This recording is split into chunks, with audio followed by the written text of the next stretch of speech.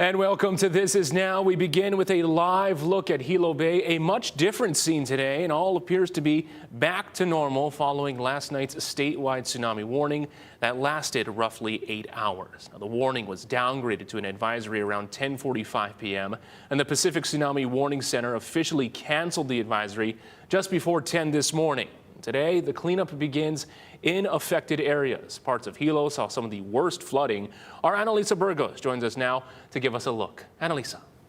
That's right, Mark. The Hilo Bayfront saw some of the most activity last night. We saw coastal flooding at Mokuola, also known as Coconut Island, and at nearby roads, also at the Hilo Hawaiian parking garage. Now, this, of course, is all along Hilo Bay.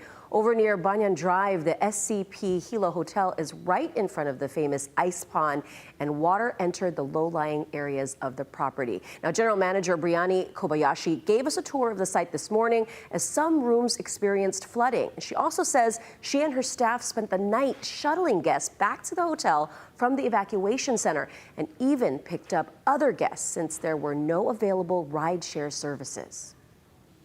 There was a huge wave that came in, and it really did come right into our porte cochere, right into our driveway, and the water got pretty high where it did enter about 10 of our rooms, and it did lift some of our flooring and a lot of our furniture, you know, and a lot of our plants, but luckily our koi fish were okay. Well, I'm glad everybody's safe. It was scary for a while, but it's nice that everybody reacted quickly and everybody was safe. Good news. Hawaii County did announce this morning that all beach parks are now back open, but they're asking the public to continue to exercise caution in and near the water because of strong or unusual currents near the shore and in harbors. And Big Island residents or business operators who experience damage should take photos to document them before starting cleanup and repairs. And you can submit your damage reports to Hawaii County Civil Defense using their website. Annalisa Burgos, Hawaii News Now. Annalisa, thank you. Last night we were seeing impacts across the island chain. Our team was also on the north shore of Oahu, where some flooding was happening in Haleiwa.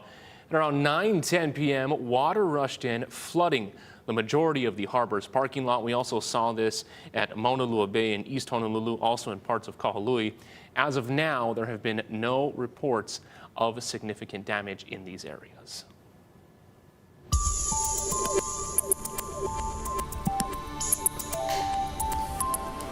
And good Wednesday afternoon, everybody. Again, just to reiterate, the tsunami alerts have all been canceled. Just walking you through what we saw yesterday, we had the warning pop up around 3 p.m. shortly after what we had the tsunami watch after the 8.0 magnitude earthquake, which was later revised to an 8.7 and then an 8.8. Again, we are in the clear out there. We're really not expecting any more impacts from this earthquake. Again, this was a very large earthquake, an 8.8. We typically see an magnitude 8 earthquake around once every year across the entirety of the globe, and we were close to 9, a magnitude 9, which happens once every 10 years. So is a very impactful event to happen at about a depth of 20.7 kilometers below the surface. That's about 12 miles below the sea floor. So it's very deep, or it was deep enough to still impact the ocean and cause the tsunami wave to move across the entirety of the Pacific. I'll give you a closer look at our local forecast coming up. Thank you very much, Drew. While we were spared significant impact, we did see more activity in areas closer to the epicenter of that 8.8 magnitude quake, which struck off the far eastern coast of Russia. This is video from Hokkaido when the waves hit. As you can see, the surge throughout the coastline. 2 million people were evacuated across 229 municipalities, and a 1.3 meter wave was recorded at Kuji Port in the Iwate Prefecture. According to All Nippon Airways and Japan Airlines, Sendai Airport in Miyagi Prefecture was closed, and aircraft takeoffs and landings were suspended. Back here at home, more than 4 years after HPD officers shot and killed Lindani Myeni, a Hawaii judge has thrown out a wrongful death lawsuit. It was filed by his widow, who said that the 29-year-old was not armed at the time. City officials say Myeni entered a home uninvited and punched responding officers. City attorneys had recommended paying out $1.5 million to the widow, but the city council didn't vote on it, and it forced the case to go to trial. The judge dismissed the case after 7 days of testimony. The officer's use of force was found to be justified, and an autopsy revealed that the former rugby player suffered from CTE, a degenerative brain disease. It may be blurry, but Hawaii Island police are hoping it's enough to help them crack a case. They are looking for 3 suspects who allegedly confronted 2 men with a gun near the Kailua Pier on Monday. Police say one of the suspects shot the gun toward the men 3 times. No one was injured. The suspects are described as 2 males and a female, all in their late teens or 20s. The suspect's vehicle is described as a newer model white SUV, possibly a Honda CR-V. If you have any tips, contact the number on your screen. We've now learned the cause of the fire that burned multiple portable homes in Nanakuli. HFD investigators say a portable generator ignited vapors while it was being refueled in a crawl space under one of the homes. This happened last Thursday morning. The fire caused $258,000 in damage and sent a 65-year-old woman to the hospital. She is expected to be okay. In national news, President Trump says the August 1st deadline to implement new tariffs on trading partners could include one of America's largest allies in Asia. Erica Brown has more details from Washington. President Trump says he's ready to impose a 25% tariff on India. They sell a lot to us, but we don't buy from them. You know why? Because the tariff is so high. They have one of the highest tariffs in the world. Now they're willing to cut it very substantially, but we'll see what happens. New Delhi says it will evaluate Trump's latest comments. The U.S. and India have held multiple rounds of trade talks, but have not come to an agreement. We're talking to India now. We'll see what happens. It doesn't matter too much whether we have a deal or whether we charge them a certain tariff, but you'll know at the end of this week. And he wants an additional penalty for India buying military equipment and oil from Russia, which President Trump says helps fund Russia's war with Ukraine. The president is also deflecting questions about Justice Department files related to Jeffrey Epstein. It's getting to be very old news. Senate Democrats announced they are invoking a little-known law to try to force the DOJ to release all Epstein documents by August 15th. Under federal law, when any 5 senators on the Homeland Security Committee call on the executive branch must comply. Republicans say the move is likely to trigger court challenges before the Trump administration complies. Erica Brown, CBS News, Washington. Well, the 2026 election is already heating up, with State Senator Jared Keohokalole challenging Representative Ed Case for his seat in the U.S. House. During a campaign launch in front of the Hawaii State Library yesterday, Keohokalole said we need urgency in Washington and that Hawaii needs a representative who will fight against tariffs. He also said Hawaii's congressional delegation needs to work together to keep Hawaii affordable. You know, I think we need urgency, energy, and action in Congress. These are really crazy times. What's going on up there is really starting to hurt us out here, and we need to get in there and fight. Keohokalole has represented Kaneohe and Kailua in the state Senate since 2018. He served in the state House for 2 terms prior to that. Meantime, Representative Ed Case made his run for re-election official yesterday. If elected, this would be his 7th term in Congress. He would also move up to the top 25% of House seniority, which he says would give him more influence to get things done that would help the state. Case also responded to criticism about his voting record. Now, in terms of, who my opponent thinks I do and don't represent, my attitude is I represent all 720,000 of my constituents, all 720,000. And I have to find the best way to try to communicate openly, to face challenges honestly, to listen, and at the end of the day, to make decisions for 720,000 people and indirectly for the rest of Hawaii in Congress.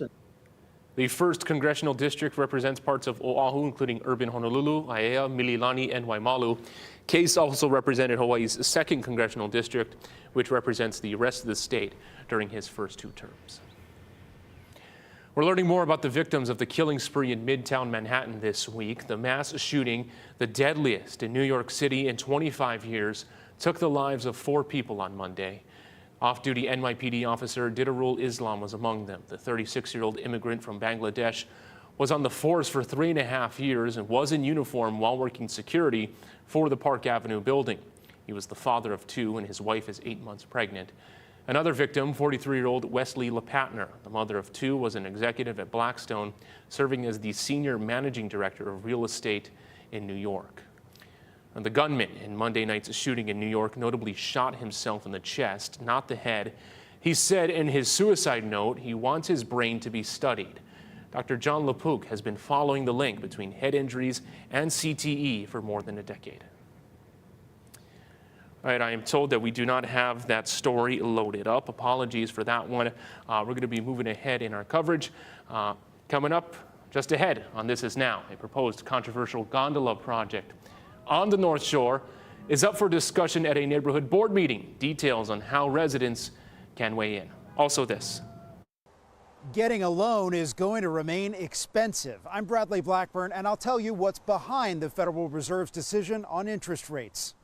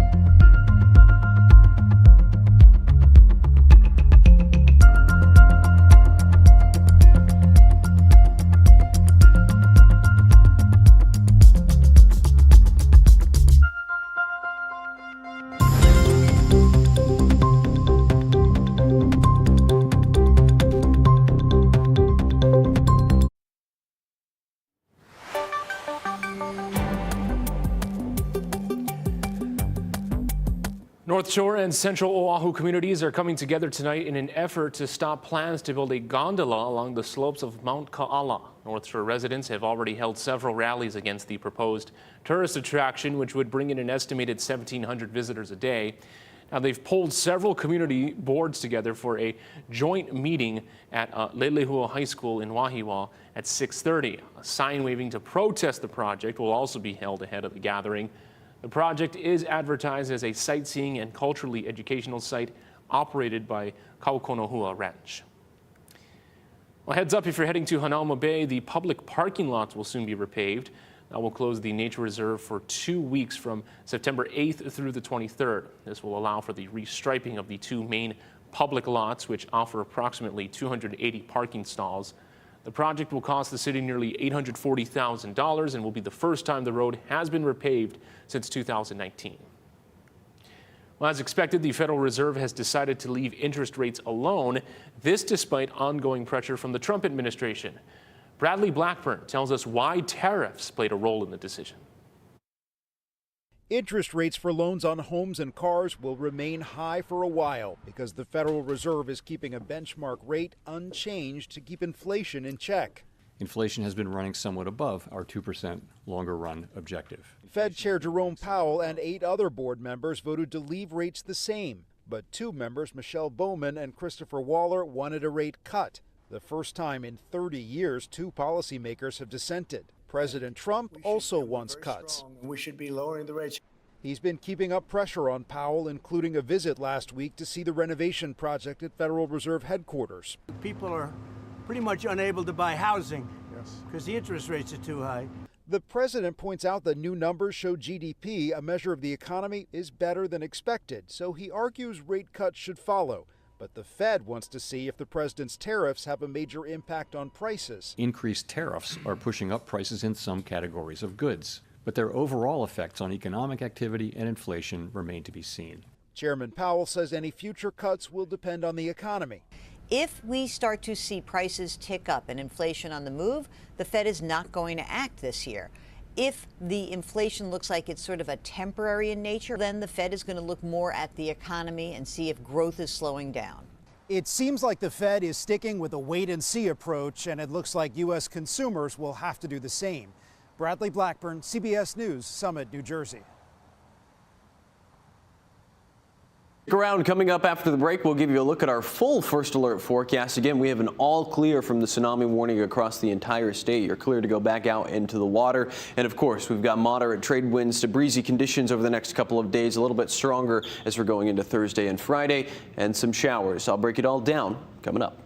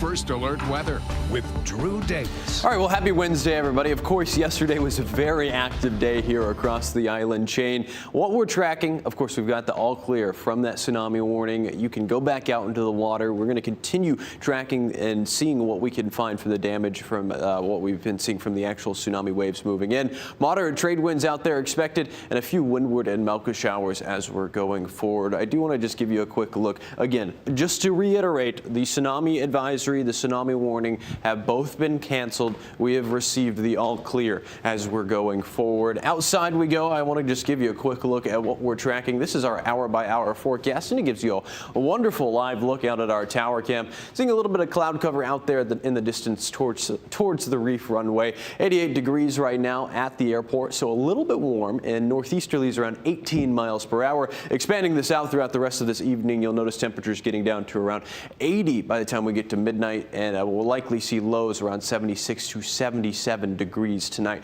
Our winds outside, relatively breezy. We'll see these get a little bit breezier. Again, these are sustained winds. Like I mentioned, a little bit stronger as we're going into Thursday and Friday. In town around 18 miles per hour. Kahului around 24 miles per hour. A little bit weaker over near Hawaii Island. We're going to continue to see these trades build slightly. And of course, the concern here is fire danger. Just a quick look at our Keach-Byram Drought Index. This is a tool that forecasters at the National Weather Service use very often to determine how dry is the brush across the state. Today we're at a level of 520. The normal is 596, and the number that the National Weather Service considers critical fire danger is 600. So we're already above that today, and we're ahead of schedule where we usually are in the dry season when averaged out across all of the dry seasons over the last 100 years or so. Our surf and shoreline forecast: west and south facing shores are on the rise. We are seeing some swell energy from the activity that's been to the south. Of course, we had Iona and Tropical Storm Kelly off to our south.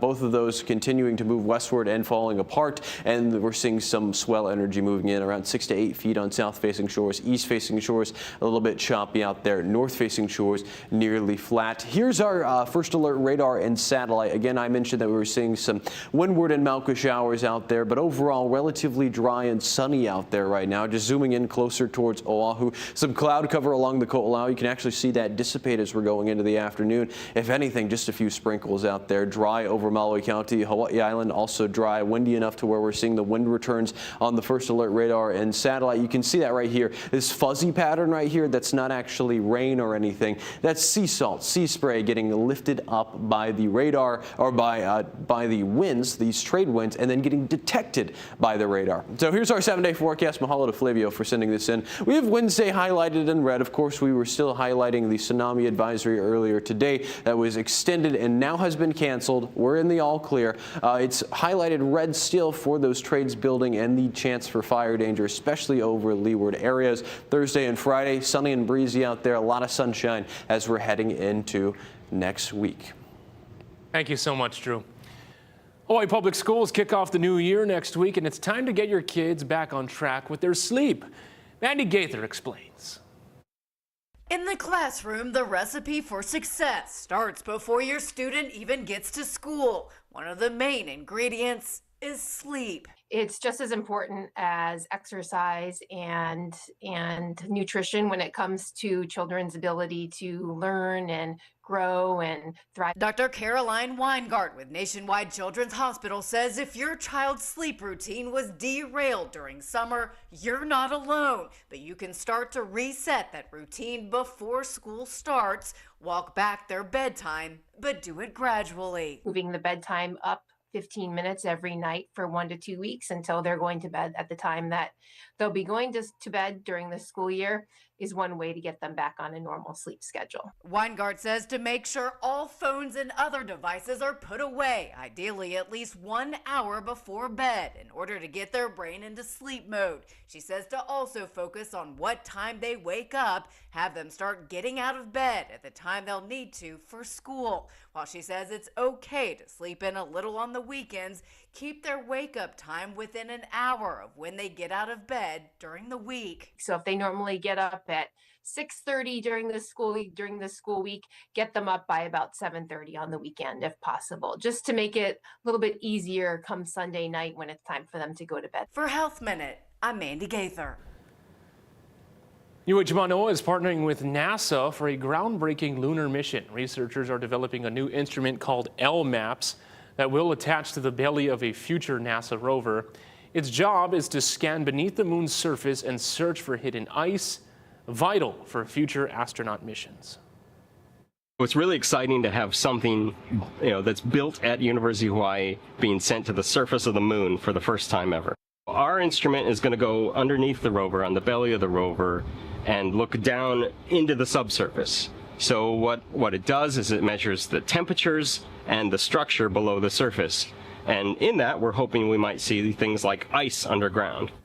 Final testing for the LMAPS instrument will happen right here in Hawaii. Once complete, the device will be prepped for a lunar launch expected to happen within the next 4 years. Well, coming up, the sights and sounds of a very unique tradition involving ponies and swimming. How does that sound, right? We'll explain straight ahead.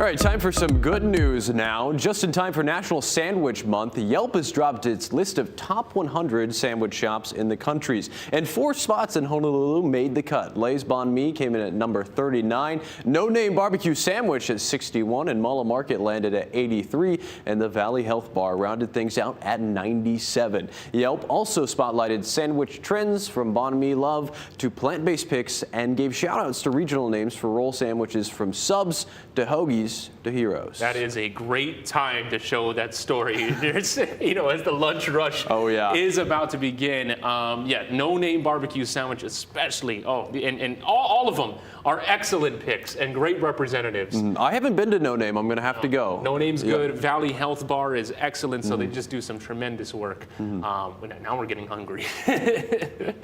Well, how about this one? A town in Virginia known for its population of wild ponies marked a big milestone this morning, the 100th annual celebration of the Chincoteague Pony Swim. How about this video? This swim took place during a slack tide, Drew Davis. How is this different from king tide? Is it a little more, is it kind of like... I'm going to be completely honest with you. An extremely low tide, perhaps? I don't know the answer, Mark. I don't want to tell you something that would be incorrect. We will go to the Google machine after this. Now, the window changes each year with the tide. The 100-year tradition. Roots are as deep as the marsh mud. Includes the pony swim on Wednesday and a pony auction. Not much swimming here, just kind of this, a big water crossing. Very visual piece right there. So thank you for joining us. This is the 100th annual. They've been doing 100 years of pony swims. During the great conditions. Recap of our top story. The tsunami advisory is officially canceled. We're all in the clear. Of course, yesterday it was a marathon for us. We had the earthquake around 1:30, tsunami warning shortly after. Thanks for staying tuned and getting your news from Hawaii News Now. Enjoy the rest of your day, everyone.